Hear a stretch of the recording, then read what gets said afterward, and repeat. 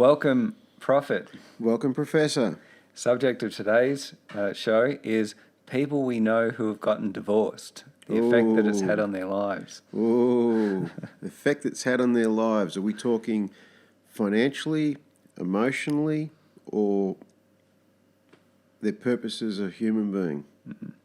It's like, where do we begin when it comes to this subject? We know a number of people who have gone through divorces. I myself have gone through a number of separations, and it has an effect on so many aspects of our lives. And I think that it's a very difficult thing for a man to go through. Well, when the dream comes to an end, it can be very, very, very traumatizing. But broken dreams are never really started. You've got to see for yourself that this was, whatever it is you imagined, was nothing more than your imagination. When there is an overwhelming amount of evidence that this is over, and it has been over for a while, it can be very traumatic. Take the stairs up and the elevator down. Mm. You know, people who have gone through a divorce, their whole world has essentially collapsed. For a man, say, who's been married, he's got a couple of children, perhaps those children are now in their late teens or early adulthood, and he suddenly finds himself alone and trying to deal with what it's like being alone as an older man and without a woman in his life, and then what that man has to go through to find another woman. Well, some men, it greatly affects them, but then there are others that it doesn't seem to affect them at all. And that can be the scary part. If they don't change who they are, they don't change their belief system, they will end up in a very similar situation, a carbon copy of their bad marriage with someone new. Those that it affects them a lot, sure, they've got to digest it. They've got to digest the end of the dream, the changing of their belief system, the trying to understand it from a logical perspective. What has happened here? It's easy to blame the other person. They did this, they did that, but anyone that's lived life knows that you've got to look at yourself and your role in it. Even if it was just as simple as choosing the wrong person, you've got to look at that. It takes time to digest this new world and make friends with it. And everything's very different. Suddenly the struggles are gone, because relationships don't just end. There's usually quite a long struggle period. The grab for money, the grab for power, those sort of things can be very traumatic. It takes a long time for all this to be played out. It takes a long time for a man to accept that it's come to an end as well, and that a new world is there. But when you remove the struggle, when you remove the worry, suddenly there's this massive vacuum in the man's mind about what he could do differently, or who he could be that's different. And that takes time, it takes a lot of thinking, takes a lot of brain power to digest all of that. And often the reflex reaction when one relationship comes to an end, as they say, the best way to get over someone is to get under the next one. Often that is a reflex reaction to be able to cope with the pain, when in reality all they're doing is sowing the seeds for more pain, because they haven't chosen based on logic or what is going to be suitable for them. As difficult as it is, when things come to an end, people need to be on their own for a while, heal, try and understand, try and self-analyse, and just basically breathe some fresh air. I think you're absolutely spot on, and I know in my own life when I went through a separation back in 2012, the first thing that I did just a couple of weeks after I broke up with my fiance was to get out on the in the dating market and start dating again. And a couple of weeks into that, I'd gone on just one date, and then I'd gone to a shopping centre. I was at High Point, and I was there buying chocolates and roses and a couple of other things, which just for my dates. And then I stopped myself and I thought, what am I doing? I've just gone through a breakup. I was with the same woman for 7 years.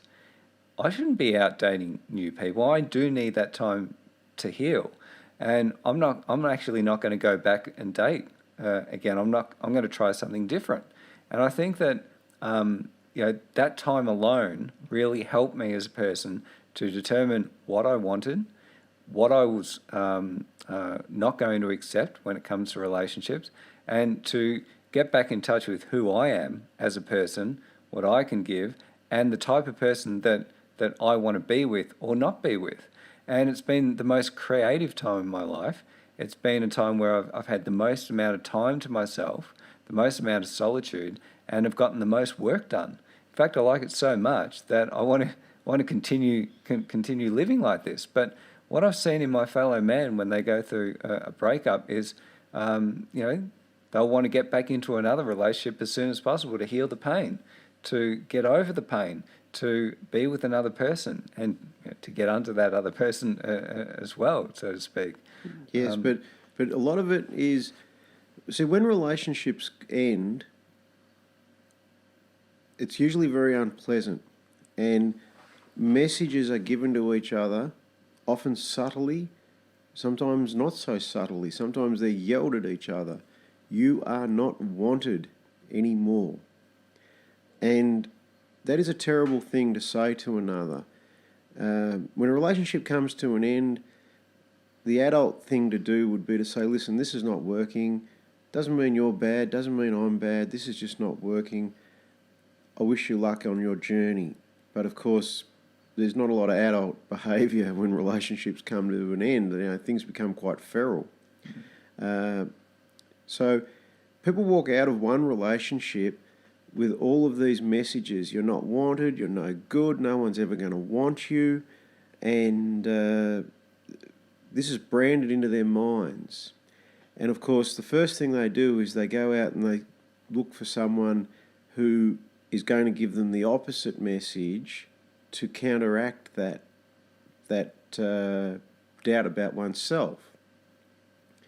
Now, this can turn into a roller coaster, and this has always fascinated me about relationships. When you meet someone, you're wonderful. You're so smart. You're so talented. You're a really good person. You're just wonderful. And as it comes to an end, you're no good. You never were no good. You only had a little dick anyway. And I don't know what I ever saw in you is usually in there somewhere as well. Mm. How is it possible that someone who was wonderful turns into this person that has been dehumanised? Now, I try and, of course I'm a male, and I try and look at it, I can only look at it from my own experiences in life as a male, but I try and be open-minded and look at it from other perspectives as well. And in all honesty, I think the messages that men give to women when a relationship comes to an end is extremely harsh, because they say things and they live out things like you're not beautiful, you're never going to be anything, you're never going to get anyone as good as me. These sort of messages are played out towards the end, and these really cut to the core of the essence of what a woman really is and how they think. It'd be like a woman saying to a man, I'm surprised your work hasn't sacked you. It would really hurt. So the next person comes along and they tell them what they need to tell them to secure the deal, and then it starts all over again. And the real question is, when a divorce happens, when a major relationship comes to an end, the real question is, what have you learnt? In other words, what are you prepared to change about your belief system so that this doesn't happen again? Mm. And if you haven't learnt anything at all, you're probably best off staying where you are so you don't have two of them to contend with. Mm. It's interesting. In my breakups, I never actually went through and bagged my partner or put them down or did any of that sort of stuff. The last breakup was a very clean one when it comes to that. There was no fighting, there was no shouting, there was none of that sort of stuff. There was a bit of emotion here and there, and sadness and the rest of it, but it didn't turn into that feral situation, which can happen, and it has happened to me in the past. I don't like to put people through any of that sort of stuff, and I think the mature option is, and way to handle it is to say, well, it's not working out. We do need to go our separate ways, and wish you all the best. And as you were saying before, that's the right way to approach it. But it's fascinating the effect that once you are out on your own and you're not in the relationship anymore, you can see things very clearly. Hindsight is 20/20, of course. Of course. And you see the things that you did and what they did, and the things that over time started to grate on you, and the things that perhaps you did that grated on them. And the way I describe it is what actually happened over a long period of time. My level of love for my partner went down and down and down until I remember the instant I was hanging a picture on the wall, and I said, "Look, could you give me a hand hanging this picture?" And the answer was no, and it was bitching and moaning. And it was a watershed moment. Right there, it was as if my level of love for my partner had completely gone. And that's when I said, "Look, sit down. We need to talk." And it's something about people when they're in relationships. I've sort of heard that expression before about the level of love that you've got left in the tank for the person. Once it is gone, it's gone. Like, you can't bring it back up again. You can go through all counselling and try to do all these things, but once you reach that point of despair, I think it's next to impossible to get back. Well, all relationships are based on one fundamental thing, and that is the opinion that each has of each other. And if that opinion is good and always will be good, I guess it's what we would call unconditional love. The moment it becomes conditional, there's going to be some sort of disappointment in there. And your opinion, your perception of the other person is going to change when they suddenly disappoint you with something where you had an expectation. There's the big issue in many relationships is compliance. While people are compliant, in other words, getting their medication, not much can go wrong. That medication is different for many people, but predominantly it's sex for a male and needs for the woman. While those are being provided and there's an element of compliance, they'll live happily ever after. Mm. When one suddenly says, sorry, the price has gone up, judgments come into play. And, of course, counter-judgments, blackmail, counter-blackmail, it all starts to play out. And in the end, the only thing that is holding the relationship together is a person's refusal to give in. And that applies equally to the male as to the female.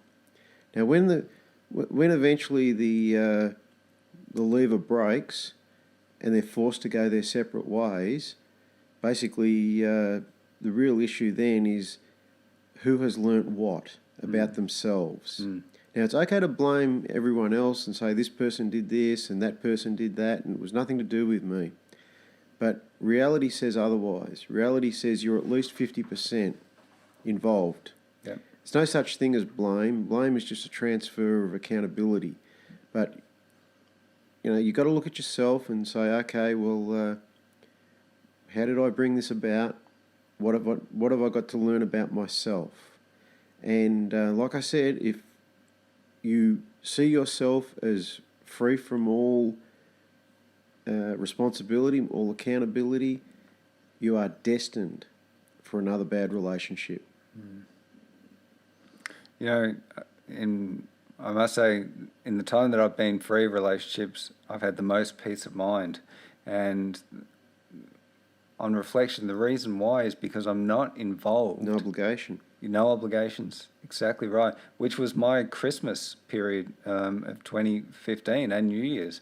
I took off for the first time and went overseas for that time period. So I didn't have any kind of family obligations here in Australia.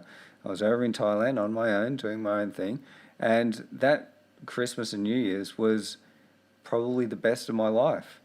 And the reason why is because of the lack of obligations. And it sounds really bad, but not having those obligations that I would have had I stayed here, it felt very liberating to be free of those and to be away. And I've never done something like that before. Well, obligation is really just a polite way of saying under duress, being forced to do something that you don't believe in. Very unhealthy. Very unhealthy. Pagan rituals like Christmas are not for me. Well, a lot of commercialism. What can I say? Christmas is a very difficult time for people. Especially for the divorced, newly separated man. Absolutely. Christmas is a day of reckoning for many people where they get to see exactly what their life is. And often the picture is not pretty, especially for the divorced man. He looks around at the divorced furniture that he's left with and has lived with the misery, the divorced misery furniture that he has left. I mean, the best thing you can do is break it up and put it in the fireplace and keep warm. Yeah. But, there's a lot to be said for starting afresh when a relationship ends. I have known people that have changed everything from their wardrobe to their car. And at the time I couldn't understand it, but as a guy that's getting on, I can see it with a lot of clarity now. If there's things around that remind you of the pain that you went through, best off removing them from your life. I agree 100%. I see old photos now and I just can't, every time I look at them, they bring, it's very painful and I'd rather actually not have them. And I've been considering just throwing them out as well as objects that remind me of the past. What stops you from throwing them out? That's a good question. I think, well, maybe in the future that pain won't be there and I can look at this object as just another object. So I know I don't want to be irrational and, I've ripped up things in the past, photos. And that changes everything. Throwing stuff down. But it's really when I've been really angry at a person. But what is anger? Anger is being denied the ability to control. That's all anger is. I didn't feel that level of anger towards my ex as I did my first ex, but we're making progress. Yeah. Look, everybody has bad experiences with relationships. Everyone's been deluded. Everyone's been lied to. The dream's been shattered. It's part of life. It's part of becoming who you are. Is dealing with the pain of ending a relationship that you thought was going to be everything. And, human beings have come up with a way of getting around it, reunions, those sort of things. It's a very sophisticated way of not ending a relationship. A lot of guys continue to go and have Christmas with the ex-wife and the children, for the children's sake, of course. It's really just a way of dodging that reality that this stage of my life is over. Like everything, if you cannot accept it, you cannot move beyond that point. And I suppose when a relationship comes to an end, a divorce happens after the carve up and all the rest of it, if you are unable to accept your new world, you are probably best off staying in your old world and not going through it in the first place. The thing that gets me about many divorced and separated men is that they'll go back for, it's like they haven't learned anything and they'll jump back into another relationship without being on their own for a certain amount of time, or maybe it's because they've been on their own for longer than what they can really stand, and they'll grasp the next person. Like a month, maybe? Yeah, like to me, it's ridiculous. I mean, I've been single now for 3.5 years, and I intend to stay single for the foreseeable future. But what I've seen around with friends who have gotten divorced and separated is they've jumped back into relationships, and it's questionable whether they've actually spent enough time alone and whether they've learnt the lessons that they needed to learn in that time whilst they were alone, and whether they're actually ready for that next relationship at all. Well, if they see themselves as half of a couple, even when there is no one, if they see themselves, their self-image as this person, they are going to be lost and in a lot of pain when they're on their own. And as time goes on, in the end, anyone will do. What would normally be a set of criterion that, the bottom line, whatever you want to call it, suddenly they water those rules down, and it gets to the point where anyone will do, pretty much.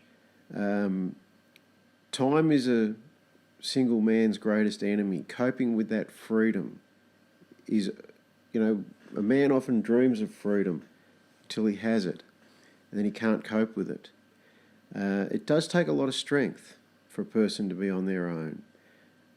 All of those messages, oh, you're wonderful, you're great, hi honey, good to see you, they've got to try and get them from themselves. Now, if their relationship with themselves is faltered, then they're going to have to find someone else. And the more I live life, the more I can see that most relationships, not all, but most relationships, are really nothing more than damaged people holding each other up.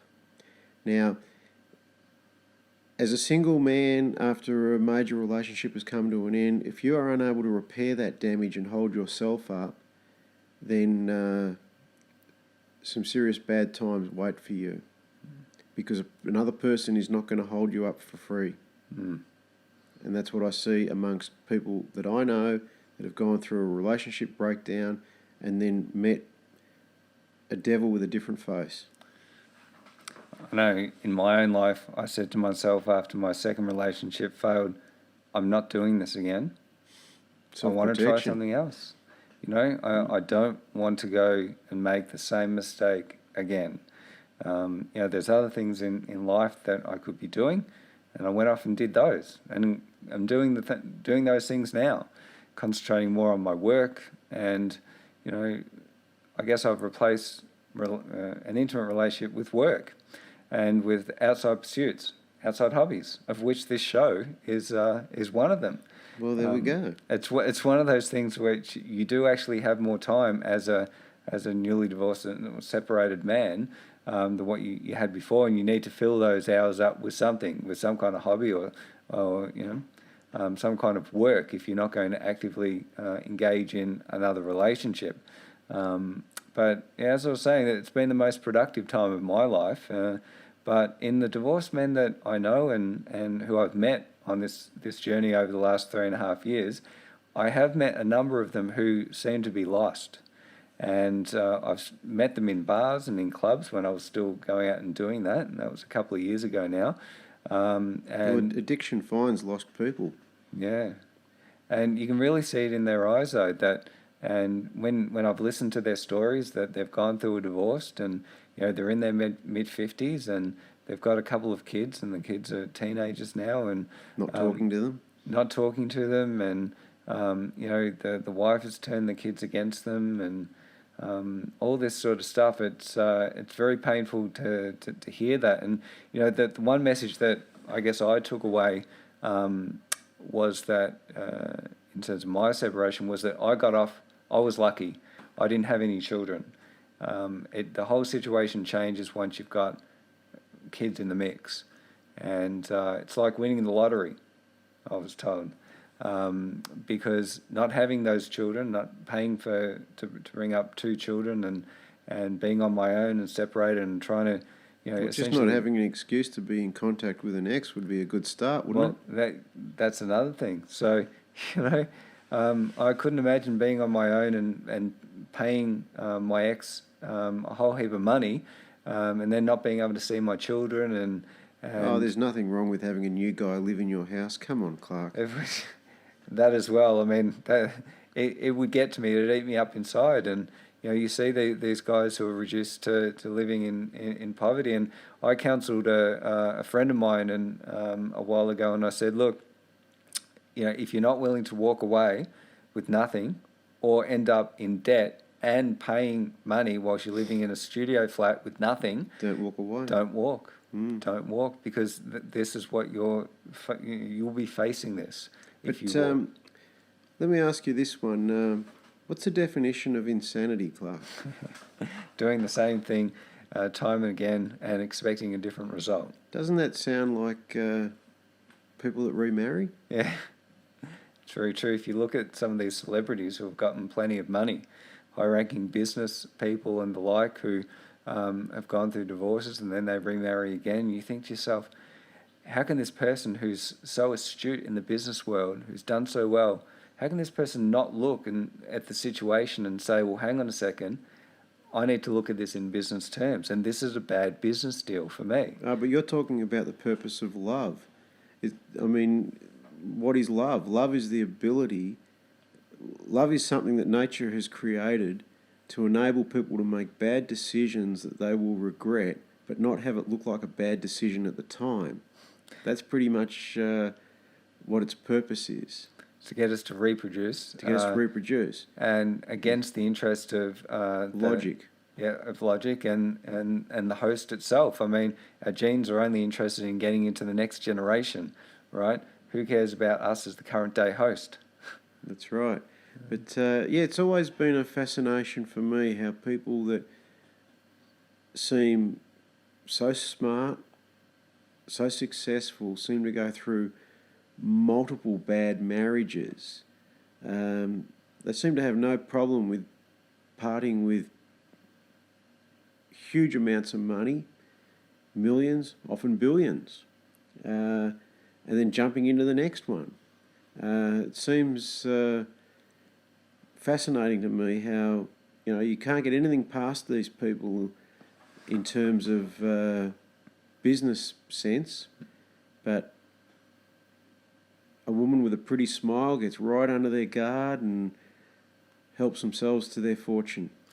A lot of it's perception as well. It wasn't until I got to know some powerful and wealthy people in my own life who I became close to in a business relationship that I realised that, well, hang on a second, if these guys at this level ever went through any kind of divorce or separation, if they were seen, or even if there was the perception that they were with or had been with a prostitute, a working girl, or a number of working girls, that would be a problem for them in their business world, because many of their clients are conservative and they would be judged for that behaviour. I think many of their clients maybe pretend to be conservative.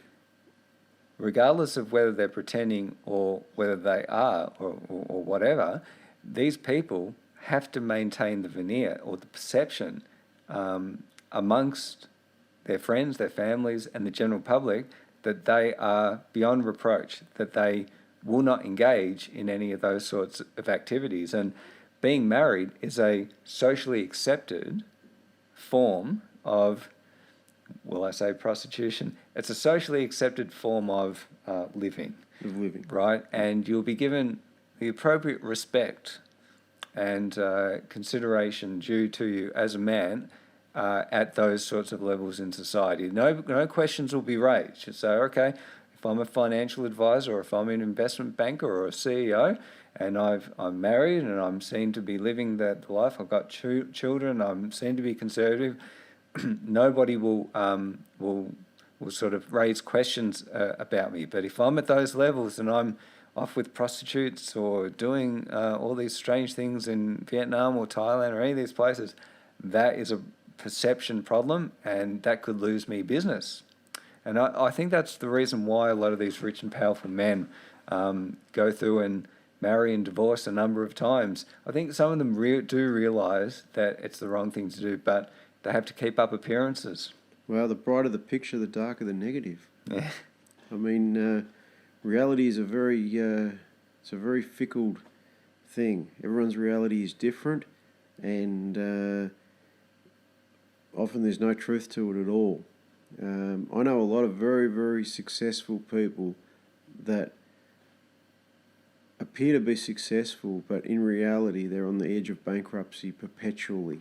So I guess like everything in life, you got to ask yourself, what am I seeing here? What do I want to see? What am I hoping to see? It's no good to approach it all with pessimism either. But often things are not what they seem to be.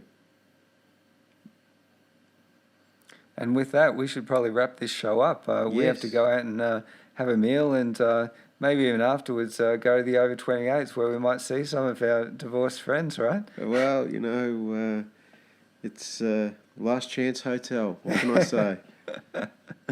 Okay, all the best, everyone. If you've got any questions, please feel free to email us, and we will we'll get you a reply. And if you're interested in show topics, you'd like us to do a show, we'd be very interested to hear from you. So yes, we want some interesting topics, some juicy ones where we can get our teeth into them and create some controversy.